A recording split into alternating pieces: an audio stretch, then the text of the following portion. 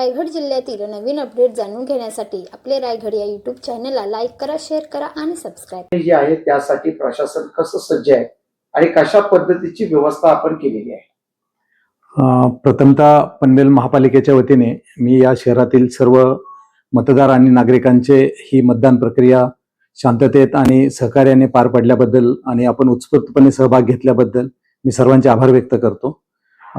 उद्या साधारणतः 10 वाजताचा आपल्याला टाइम आहे की आपण मतमोजणी सुरुवात करणार आहोत.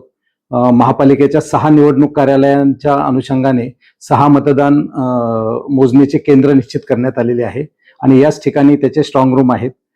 या अनुषंगाने प्रभागनिहाय किंवा आरोनिहाय याचे वेगवेगळे टेबल्स आहेत मतमोजणीसाठी.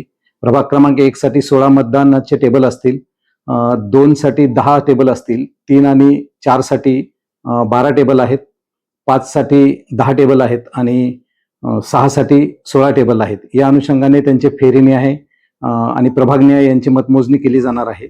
तसेच प्रत्येक आरोनिहाय सुरुवातीला टपाली मतदानाचं सुरुवात होईल.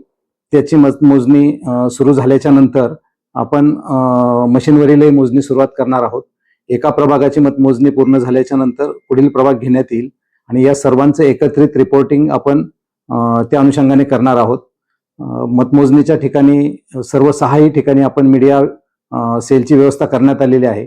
तसेच महापालिकेच्या वतीने या मुख्यालयामध्ये पण आपण मीडिया सेलची व्यवस्था करण्यात आलेली आहे. साधारण किती कर्मचारी आणि पोलीस बंदोबस्ताची काय? यामध्ये आरोनिहाय याची नेमणूक करण्यात आलेली आहे. जे प्रत्येक टेबलवरती 2 मतमोजणीचे कर्मचारी असतील आणि त्या अनुषंगाने रो ऑफिसर्स असतील.